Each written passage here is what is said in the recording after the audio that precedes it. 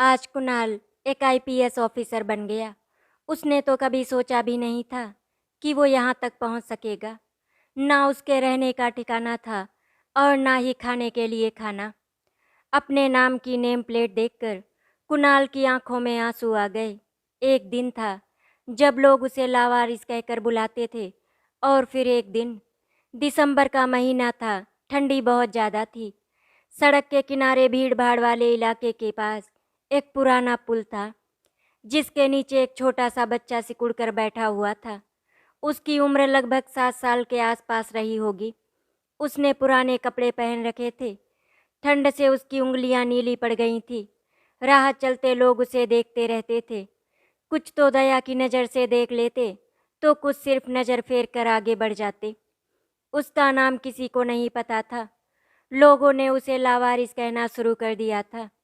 वो खुद भी जानता नहीं था कि उसका नाम क्या है, उसके माँ बाप कौन है, उसका घर कहाँ है। जब से होश संभाला था, बस गलियों, फुटपाथ और रेलवे स्टेशन ही उसके ठिकाने बने थे। उसकी आंखों में भूख और असुरक्षा हमेशा झलकती रहती थी। पेट की आग बुझाने के लिए कभी कूड़े में से खाना निकालता, तो कभी राहगीरों की दया पर टिका रहता। लेकिन सबसे ज़्यादा दर्द उसे तब होता जब वो देखता कि कैसे दूसरे बच्चे अपने माता पिता का हाथ पकड़कर स्कूल जाते, हाथ में टिफिन लिए हंसते खिलखिलाते। उसके भीतर कहीं गहरा खालीपन था। कभी कभी वो सोचता, क्या मेरी भी माँ रही होगी? क्या किसी ने मुझे कभी गोद में लेकर लोरियाँ सुनाई होगी? लेकिन हर बार जवाब में बस सन्नाटा और आंसू ही उसके हिस्से आते। दिल्ली जैसे बड़े शहर में कोई किसी के दर्द पर नहीं रुकता। सबकी अपनी अपनी दौड़ है। लेकिन उस दिन उसकी ज़िंदगी बदलने वाली थी, क्योंकि उसी भीड़ में कोई ऐसा इंसान था जिसे उसकी मासूम आंखों ने अंदर तक छू लिया। उस शाम दिल्ली के कनॉट प्लेस की गलियां रोशनी से जगमगा रही थी।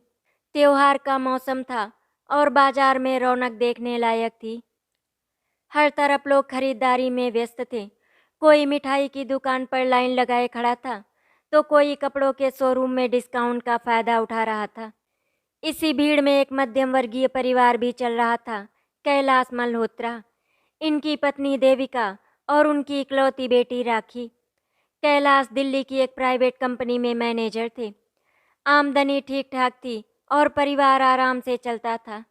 लेकिन उनके जीवन में एक अधूरापन हमेशा बना रहता था, क्योंकि उनकी शादी को 10 साल हो चुके थे, फिर भी उन्हें संतान सुख नहीं मिला था। बेटी राखी उन्होंने अनाथालय से गोद ली थी, जो अब 8 साल की हो चुकी थी।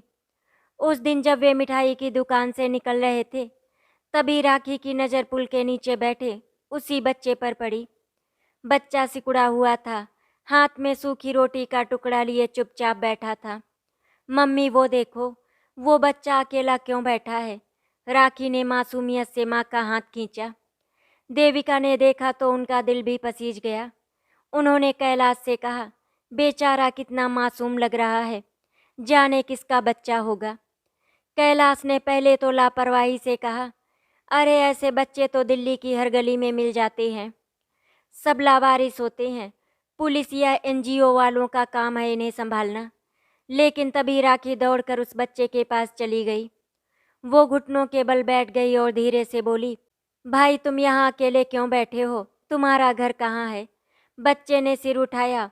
उसकी आंखों में डर और हैरानी थी। वो धीरे से बोला, मेरा कोई घर नहीं है। राखी का दिल कांप उठा। उसने तुरंत अपने बैग से चॉकलेट निकालकर उसके हाथ में रख दी। बच्चे की आंखों में पहली बार चमक आई। इस छोटे से पल ने मानो देविका और कैलाश का दिल हिला दिया। देविका के भीतर माँ का दर्द और तेज हो गया। वो सोचने लगी, क्या सचमुच इस मासूम का कोई नहीं है? अगर नहीं है तो क्यों ना हम ही इसे अपना बना ले। कैलाश अब भी चुप थे, लेकिन उनकी आंखों में भी हल्की सी नमी झलकने लगी थी। उस रात जब वे घर लौटे, तो पूरे रास्ते देविका और राखी उसी बच्चे की बातें करती रहीं। राखी बार बार कहती, मम्मी पापा हमें उसे घर ले आना चाहिए, वो कितना अकेला है। देखो ना, जैसे मैं पहले अनाथालय में अकेली थी। देविका चुपचाप बेटी को सुनती रही, लेकिन उनके मन के भीतर कहीं गहराई में बीज बोया जा चुका था। अगली सुबह से ही देविका बेचैन थी। रात भर उन्हें वही बच्चा याद आता रहा। उसकी बड़ी बड़ी मासूम आंखें, ठंड में कांपता शरीर और हाथ में पकड़ी सूखी रोटी। सुबह नाश्ते की टेबल पर कैलाश अखबार पढ़ रहे थे। राखी दूध पी रही थी। अचानक देविका ने कहा, कैलाश जी, मैं आज दोपहर को बाजार जाऊंगी। सोच रही हूँ उस पुल के नीचे भी देख आऊं। पता नहीं वो बच्चा अभी भी वहाँ होगा या नहीं। कैलाश ने अखबार से नजर हटाए बिना जवाब दिया। देविका, ये शहर हजारों लावारिस बच्चों से भरा है। तुम सबको तो घर नहीं ला सकती। देविका ने धीमी लेकिन दृढ़ आवाज में कहा, मुझे सबको नहीं लाना, बस उस एक बच्चे को देखना है। पता नहीं क्यों मुझे उससे एक अजीब सा अपनापन महसूस हुआ। कैलाश ने अखबार मोड़कर पत्नी की ओर देखा। उनके चेहरे पर जिद और ममता साफ झलक रही थी। कैलाश कुछ बोलते उससे पहले ही राखी ने मासूमियत से कहा, पापा, अगर मम्मी उस भाई को घर ले आए तो मुझे बहुत अच्छा लगेगा। मैं अकेली खेलती हूँ, अब मेरा कोई भाई भी होगा। कैलाश ने एक लंबी सांस ली। वो जानते थे जब पत्नी और बेटी दोनों एक ही बात चाहें तो उन्हें रोक पाना आसान नहीं। दोपहर में देविका सचमुच वहां पहुंची। पुल के नीचे वही बच्चा था। इस बार वो जमीन पर खींचे गए एक छोटे से गोले में बैठा था, जैसे उसने अपने लिए एक काल्पनिक घर बना लिया हो। देविका धीरे से पास गई और बोली, बेटा, क्या तुमने खाना खाया? बच्चे ने सिर हिलाकर ना में जवाब दिया। देविका ने तुरंत बैग से पराठा और अचार का डब्बा निकाला और उसके सामने रख दिया। बच्चे ने पहले डरते हुए देखा, फिर झिझकते हुए खाने लगा। देविका उसे देखती रही। उनकी आंखों में आंसू थे। उन्होंने धीरे से पूछा, बेटा, तुम्हारा नाम क्या है? बच्चे ने थोड़ा सोचा, फिर धीमे स्वर में कहा, मुझे नहीं पता मेरा नाम क्या है। सब लोग तो बस मुझे लावारिस कहते हैं, तो यही है नाम मेरा। देविका का दिल चीर गया। उन्होंने बच्चे का हाथ थाम लिया और कहा, नहीं बेटा, अब तुम लावारिस नहीं हो। आज से तुम्हारा नाम होगा कुणाल। बच्चा हैरान होकर उन्हें देखने लगा। शायद पहली बार किसी ने उसे नाम दिया था। देविका ने वादा किया, कुणाल, मैं रोज तुम्हारे लिए खाना लाऊंगी, तुम अकेले नहीं हो। उस दिन से उनकी और कुणाल की मुलाकातें शुरू हो गई। कभी वो उसे खाने का डब्बा देती तो कभी पुराने कपड़े।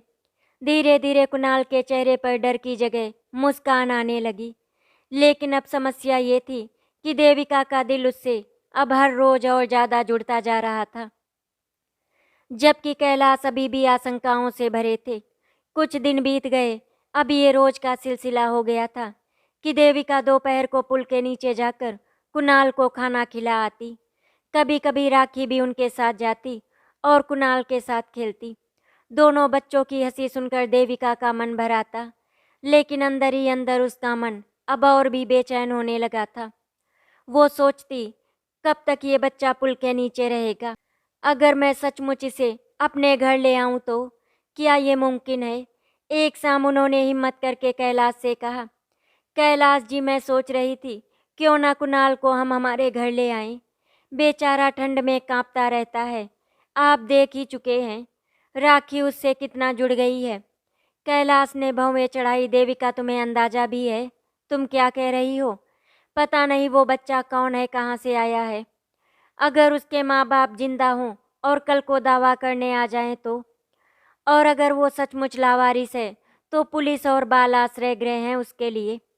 देविका ने धीमे मगर भावुक स्वर में कहा, कैलाश जी, मुझे नहीं पता उसके पीछे कौन सी कहानी छुपी है, पर इतना जानती हूँ कि वो मासूम है और अकेला है। अगर हम उसे घर नहीं देंगे तो कौन देगा? राखी, जो पास ही बैठी पढ़ाई कर रही थी, मासूम आवाज में बोली, पापा, मुझे सचमुच कुणाल भाई चाहिए। मैं अकेले खेलते खेलते थक जाती हूँ। अगर भाई आ जाएगा तो कितना अच्छा होगा। कैलाश ने बेटी और पत्नी दोनों की ओर देखा। उनके चेहरे पर जिद और ममता साफ झलक रही थी। उन्होंने गहरी सांस ली और कहा, देविका, भावनाओं से घर नहीं चलते। कल को ये बच्चा बड़ा होकर हमें मुसीबत में डाल दे तो हमारा समाज क्या कहेगा? देविका की आंखें भर आईं। उन्होंने कांपती आवाज में कहा, समाज की परवाह करते करते हम इंसान होना ही भूल गए हैं। कैलाश जी, अगर आज हम इस बच्चे का हाथ पकड़ लेंगे तो हो सकता है कल उसकी जिंदगी बच जाए, वरना पता नहीं वो कहाँ बह जाएगा। कैलाश चुप हो गए। वो जानते थे कि देविका के मन का ये लगाव अब कोई साधारण दया नहीं रहा, बल्कि माँ का दर्द बन चुका है। अगले दिन देविका कुणाल को लेकर घर आ गई। कैलाश घर पर बैठे ही थे। जैसे ही उन्होंने दरवाज़ा खोला, सामने कुणाल खड़ा था, आंखों में डर और उम्मीद लिए। देविका ने साफ कहा, आज से ये बच्चा हमारे साथ रहेगा। चाहो तो तुम इसे ठुकरा दो, लेकिन मैं नहीं कर सकती। कैलाश गुस्से में थे, लेकिन पत्नी की आंखों में दृढ़ निश्चय और बच्चे की मासूम निगाहें देखकर उनका गुस्सा धीरे धीरे पिघलने लगा। उन्होंने बस इतना कहा, ठीक है, लेकिन याद रखना, अगर किसी तरह की परेशानी हुई तो इसकी जिम्मेदारी तुम्हारी होगी। देविका ने मुस्कुराकर कुणाल का हाथ थाम लिया और उसे अंदर ले आई। उस छोटे से घर का दरवाजा पहली बार कुणाल के लिए खुल चुका था। कुणाल के लिए ये सब किसी सपने से कम नहीं था। कल तक जो बच्चा ठंड में पुल के नीचे कांपता था, आज उसके सिर पर छत थी, खाने को गर्म रोटी और पहनने को साफ कपड़े थे। पहली रात जब देविका ने उसे अपने हाथों से दूध का ग्लास दिया तो उसकी आंखें भर आई। उसने धीरे से कहा, माँ। ये शब्द देविका के कानों में जैसे घंटियों की तरह गूंज उठे। उनकी आंखों से आंसू बह निकले। उन्होंने कुणाल को गले से लगा लिया। धीरे धीरे कुणाल घर में रमने लगा। राखी उसे अपना छोटा भाई मानने लगी। दोनों साथ में पढ़ाई करते, खेलते, टीवी देखते। देविका की ममता अब दोनों बच्चों पर समान रूप से बट गई थी। लेकिन कैलाश अभी भी भीतर से पूरी तरह तैयार नहीं थे। उनका मन हमेशा शक और समाज की बातों में उलझा रहता। एक दिन जब कुणाल ने नया स्कूल बैग मांगा तो कैलाश ने कहा, देविका, ये सब आसान नहीं है। फीस, कपड़े, पढ़ाई, ये सब बोझ बढ़ेगा। देविका ने शांत स्वर में जवाब दिया, कैलाश जी, बोझ नहीं है, ये तो निवेश है। अगर हम इसे पढ़ा लिखा देंगे तो कल ये समाज का सिर ऊंचा करेगा। कैलाश ने कुछ नहीं कहा, लेकिन उनके मन में कुणाल के लिए नरमी आने लगी थी। मगर बाहर की दुनिया इतनी सहज नहीं थी। पड़ोसी अक्सर फुसफुसाते, सुना है मल्होत्रा जी ने एक लावारिस बच्चा घर में रख लिया है। कौन जाने किस खानदान का है, पता नहीं भविष्य में मुसीबत ना खड़ी हो जाए। एक दिन मोहल्ले की एक औरत ने देविका से ताना मार दिया, बहन जी, अच्छे भले लोग अपनाने लायक बच्चे ढूंढते हैं, आपने तो सड़क का बच्चा उठा लिया। कल को इसका खून जागा तो पछताना पड़ेगा। देविका का चेहरा लाल हो गया, लेकिन उन्होंने संयम से कहा, दीदी, खून से नहीं, पालन पोषण से इंसान की पहचान होती है, और मैं अपने बेटे को ऐसा इंसान बनाऊंगी जिस पर हमें गर्व होगा। कुणाल ने ये सब सुन लिया था। उसकी मासूम आंखों में दर्द उतर आता, लेकिन वो चुप रहता। रात को अक्सर देविका के पास आकर पूछता, माँ, क्या सचमुच मैं बोझ हूँ? देविका आंसू रोकते हुए कहती, नहीं बेटा, तुम तो हमारे घर की रोशनी हो। लोग कुछ भी कहें, तुम्हारी जगह हमारे दिल में हमेशा बनी रहेगी। धीरे धीरे मोहल्ले की निगाहें, ताने और समाज की बातें कुणाल के लिए कसौटी बनती जा रही थी। अब असली इम्तिहान उसका था। क्या वो सचमुच इस घर और समाज को ये साबित कर पाएगा कि लावारिस का मतलब बेगाना नहीं होता? कुणाल के घर आने के कुछ हफ्तों बाद देविका ने तय किया कि अब उसे स्कूल भेजा जाए। राखी का स्कूल कुणाल के लिए बहुत बड़ा था। नई जगह, नए बच्चे और एक नया माहौल। पहले दिन कुणाल स्कूल जाने के लिए बहुत उत्साहित था। देविका ने उसके छोटे छोटे जूते और नई यूनिफॉर्म पहनाई। राखी ने उसे गले लगाया, भाई, तुम बहुत सुंदर लग रहे हो, अब मैं तुम्हारे साथ क्लास में बैठूंगी। कैलाश ने भी चुपचाप कुणाल का हाथ थाम लिया। उनका दिल थोड़ा हल्का था, लेकिन डर अभी भी मन में था। स्कूल का पहला दिन आसान नहीं था। जब कुणाल क्लास में गया तो कुछ बच्चों ने तुरंत उसकी तरफ ध्यान दिया। उसके पुराने कपड़े और मासूमियत के कारण कुछ बच्चों ने उसे ताना मारना शुरू किया, ओ लावारिस, ये नया लड़का कहाँ से आया है? तुम्हारे माँ बाप कहाँ हैं? कुणाल ने सिर झुकाया और चुपचाप अपनी सीट पर बैठ गया, लेकिन भीतर उसका दिल दुख और शर्म से भर गया। तभी राखी ने सामने आकर कहा, उसे परेशान मत करो। कुणाल मेरा भाई है। अगर तुमने कुछ कहा तो मैं शिकायत कर दूंगी। कुछ बच्चों ने राखी की बात का मजाक उड़ाया, लेकिन कुछ डर कर चुप हो गए। कुणाल ने पहली बार महसूस किया कि घर की ममता और दोस्ती उनकी ताकत बन सकती है। घर लौटते समय कुणाल उदास था। देविका ने उसे गले लगाया। बेटा, स्कूल में ताने सुनकर डरना मत। याद रखना, तुम्हारी असली पहचान वही है जो तुम घर में सीख रहे हो। सच्चाई, ईमानदारी और प्यार। कुणाल ने धीरे से कहा, माँ, क्या लोग कभी समझेंगे कि मैं भी उनका बच्चा हूँ? देविका ने मुस्कुराते हुए कहा, समय लगेगा बेटा, लेकिन एक दिन सब समझ जाएंगे कि लावारिस का मतलब सिर्फ सड़क का बच्चा नहीं होता, और तब तुम्हारी असली पहचान चमकेगी। इस तरह कुणाल धीरे धीरे अपने नए जीवन में ढलने लगा। लेकिन अब चुनौती बड़ी थी। स्कूल और मोहल्ले के तानों से खुद को साबित करना था, ताकि एक दिन सबको पता चले कि उसका दिल और आत्मा किसी से कम नहीं। कुणाल का स्कूल जीवन धीरे धीरे शुरू हो गया। कई बच्चे अभी भी उसकी मासूमियत और पिछली जिंदगी को लेकर ताने मारते थे, लेकिन राखी और कुछ समझदार बच्चों ने उसका साथ दिया। एक दिन स्कूल में विज्ञान की प्रतियोगिता रखी गई। बच्चों को समूह में बांटकर प्रयोग करना था। कुणाल को डर लग रहा था। पहली बार उसे अपनी क्षमता दिखानी थी, और सामने वही बच्चे थे जो लावारिस कहकर उसका मजाक उड़ाते थे। राखी ने उसे उत्साहित करते हुए कहा, भाई डर मत, तुम कर सकते हो, हम सब तुम्हारे साथ हैं। कुणाल ने गहरी सांस ली और समूह में शामिल हो गया। शुरुआत में कुछ बच्चे उसे काम में नहीं लेना चाहते थे। वो बोलते, तुमसे क्या होगा, तुम्हारा तो कुछ पता नहीं। लेकिन कुणाल ने धैर्य और बुद्धिमानी से अपना हिस्सा संभाला। उसने प्रयोग को समझा और धीरे धीरे समूह में योगदान देना शुरू किया। प्रतियोगिता का अंतिम समय आया। कुणाल ने न केवल प्रयोग सफलतापूर्वक पूरा किया, बल्कि समूह के बाकी बच्चों को भी प्रभावित किया। अंत में जज ने उसकी तारीफ की। बहुत अच्छे, इस बच्चे ने दिखा दिया कि परिस्थिति चाहे कैसी भी हो, मेहनत और लगन से कोई भी काम पूरा किया जा सकता है।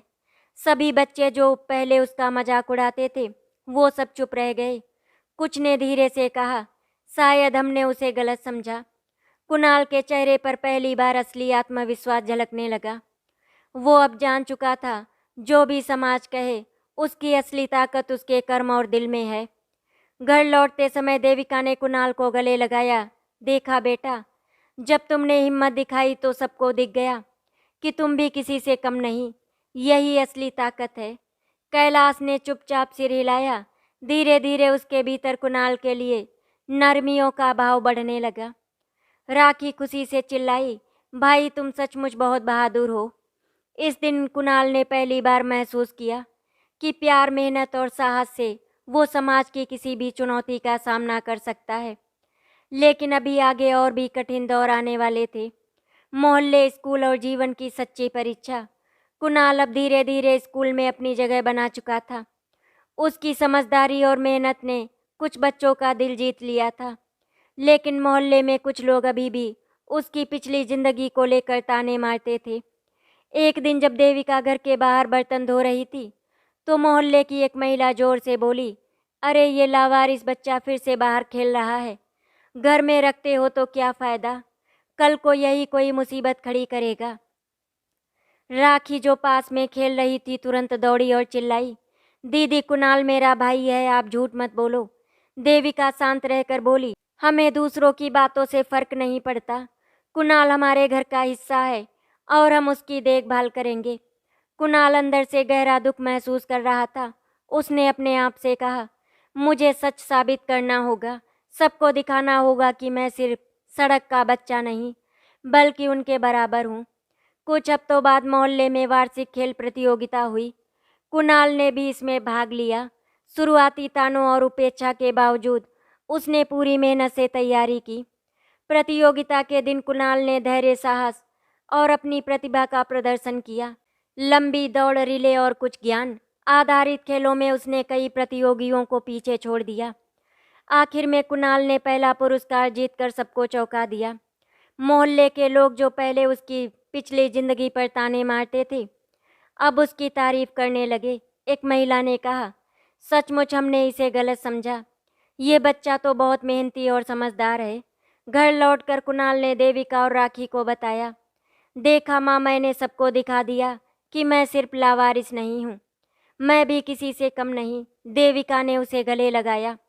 बेटा, यही तो असली जीत है। समाज चाहे जो कहे, तुम्हारा आत्मसम्मान और मेहनत हमेशा तुम्हारे साथ रहेगा। कैलाश ने भी चुपचाप कुणाल की पीठ थपथपाई।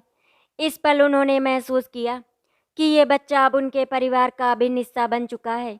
अब कुणाल ने ये समझ लिया कि चाहे समाज कितना भी कठोर क्यों ना हो, मेहनत, ईमानदारी और साहस से हर चुनौती को पार किया जा सकता है। लेकिन जीवन में अभी और भी बड़े इम्तिहान आने वाले थे। स्कूल और मोहल्ले की चुनौती सिर्फ शुरुआत थी। कुणाल अब स्कूल और मोहल्ले में धीरे धीरे अपनी जगह बना चुका था।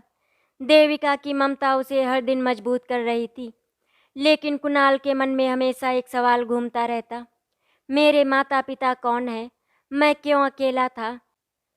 एक दिन स्कूल से लौटते समय कुणाल ने गलियों में खेलते हुए एक बूढ़े व्यक्ति को देखा।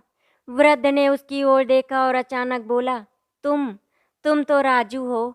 कुणाल चौंक गया। राजू कौन है? मेरा नाम तो कुणाल है, उसने धीरे से कहा। वृद्ध ने अपने हाथों से कुणाल का चेहरा छुआ और आंसू भर आए। नहीं बेटा, तुम्हारा असली नाम राजू है। मैं तुम्हारे पिता का पुराना दोस्त हूँ। तुम्हारे माता पिता की एक भयानक दुर्घटना में मृत्यु हो गई थी, तब से तुम अकेले हो गए थे। कुणाल के हाथ कांपने लगे। देविका और राखी पास आईं। कुणाल ने तेजी से पूछा, तो मैं सच में अकेला था? मेरा कोई नहीं बचा। वृद्ध ने सिर झुकाया। तुम्हारे माता पिता ने तुम्हें सुरक्षित रखने के लिए किसी को सौंपा था। उनका सपना था कि तुम बड़े होकर मजबूत और ईमानदार बनो। अब तुम यहाँ हो अपने नए परिवार के साथ।